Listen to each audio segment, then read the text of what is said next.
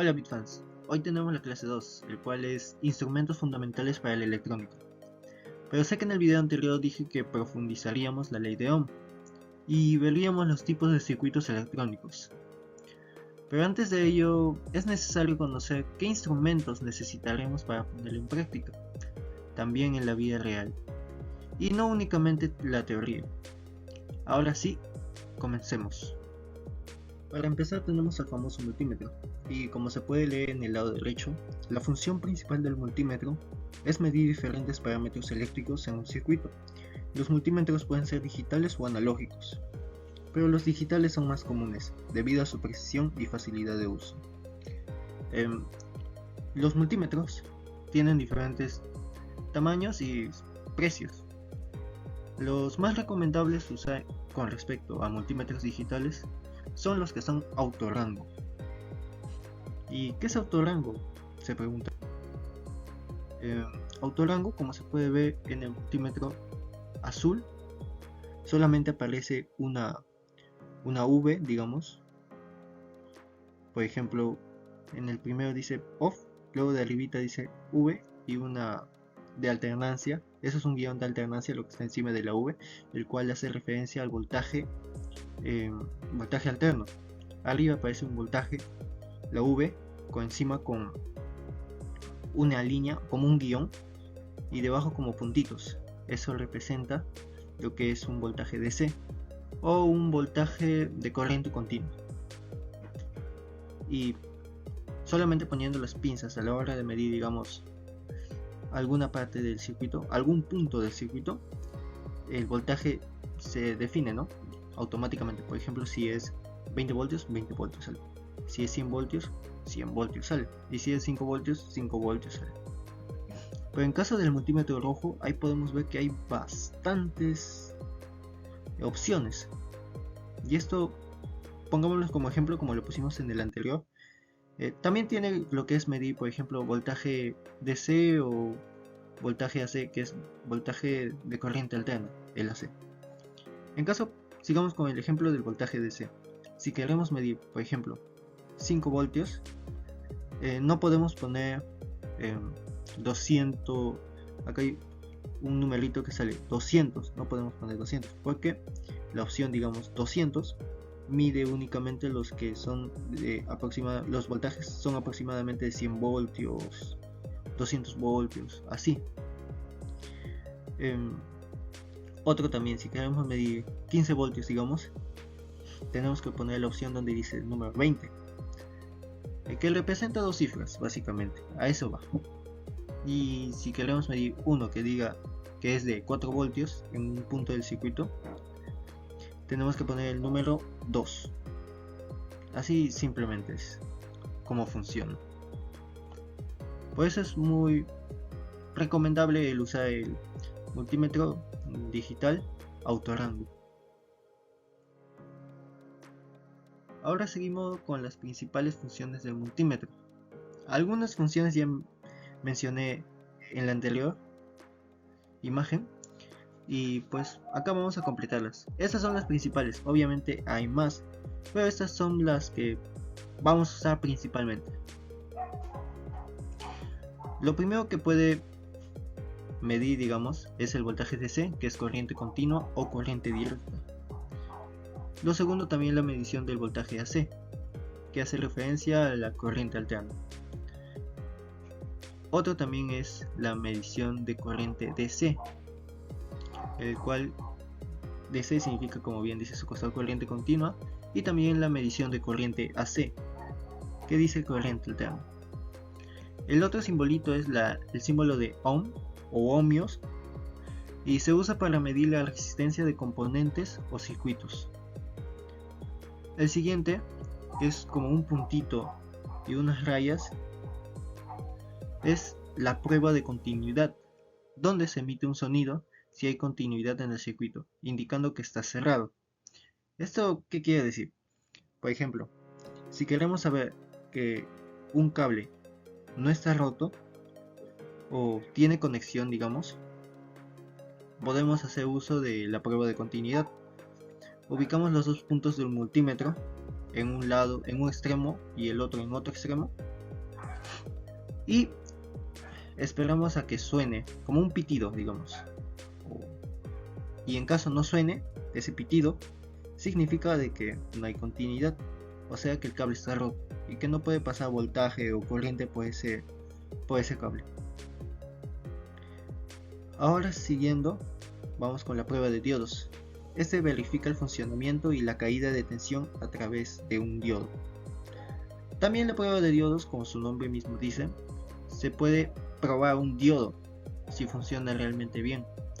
Por ejemplo, podemos medir un diodo el cual es el 1N4004, que aproximadamente debe consumir unos 0,7 voltios. Obviamente esto es dependiendo del material con el que esté hecho dicho componente, pero la mayoría de componentes que usamos o que se vende consume 0,7 voltios. Por ello es que debería salir ese voltaje en el multímetro, y en caso salga mucho más o mucho menos, significa que ese diodo está mal. En el otro, HZ es para la medición de frecuencia de una señal alterna, pero eso no es necesario o no vamos a ver en estos casos, por ahora, digamos. Ahora continuamos con la fuente de alimentación, el cual proporciona voltajes y corrientes estables y ajustables para alimentar circuitos. ¿Qué quiere decir con alimentar circuitos? Por ejemplo, si nosotros vamos a hacer pruebas con resistencias, que va a servir mucho para practicar lo que es la ley de Ohm, vamos a necesitar de una alimentación. Y acá es donde entran las fuentes de alimentación, los cuales nos van a brindar esa alimentación que necesitamos. Por ejemplo, vamos a manejar principalmente lo que son 5 voltios aproximadamente. Lo estándar sería 5 voltios. Hasta se puede llegar a unos 12 voltios a manejar. Al menos en la mayoría de problemas que vamos a practicar, vamos a hacer uso de 5 voltios. Y pocas veces vamos a usar los de 12 voltios. Por ello es necesario tener una fuente de alimentación. Pero sí cuestan mucho las fuentes de alimentación.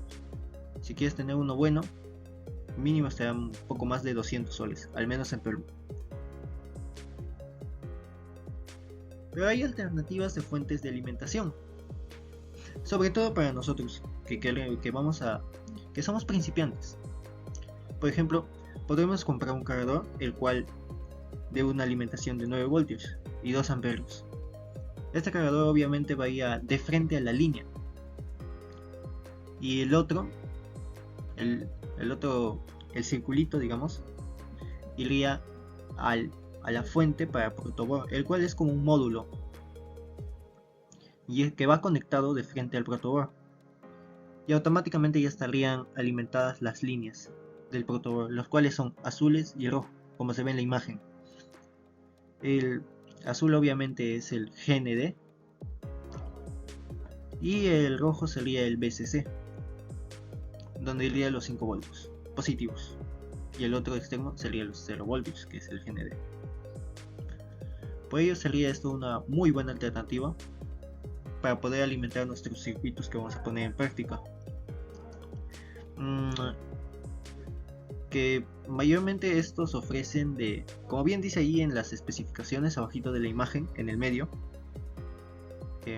unos 5 voltios de salida y 3,3 voltios.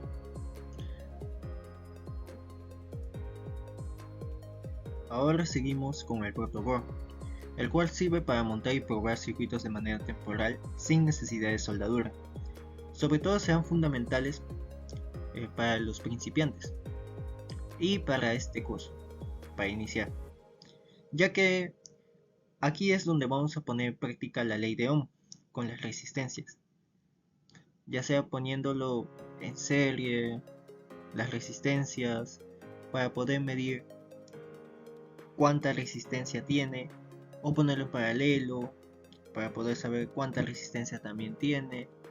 Vamos a practicar calculando cuánta corriente tiene, o circula por ese circuito, los voltajes y sobre todo, como mencioné antes, las resistencias, ya que con esto es que la ley de Ohm funciona.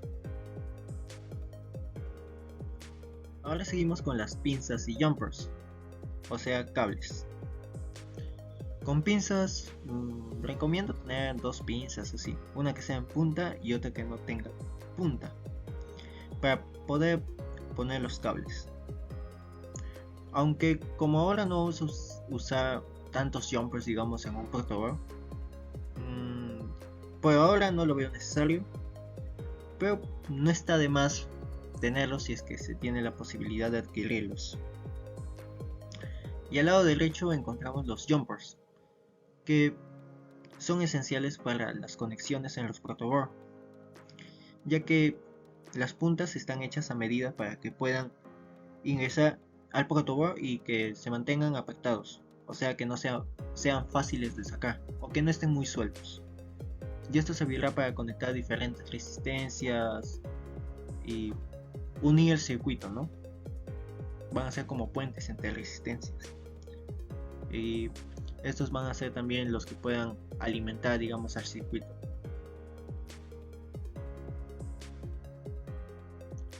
Y ahora con lo principal, que son las resistencias y LEDs. Sobre todo las resistencias. Las resistencias limitan la corriente en un circuito, mientras que los LEDs emiten luz cuando se les aplica una corriente adecuada. Primero se practicará con lo que, como bien dije antes, las resistencias.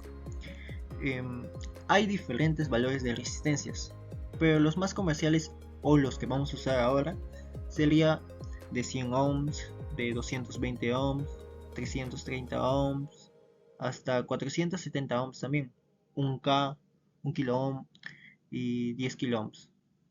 Esas 5 valores principalmente usaremos, también otras, pero no en gran medida. Y con respecto a LEDs, también vamos a practicar con esos más adelante. Y los LEDs no se les puede alimentar de frente, de positivo a negativo, porque pueden quemarlos.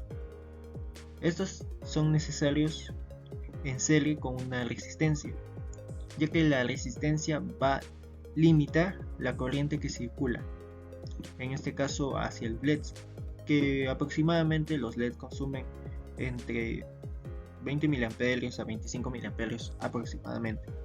Por ello es necesario hacer uso de resistencias cuando se hace uso de LEDs, pero principalmente recomendaría que ahora consigan lo que es las resistencias, ya que son con los que vamos a jugar a la hora de poner en práctica la ley de Ohm.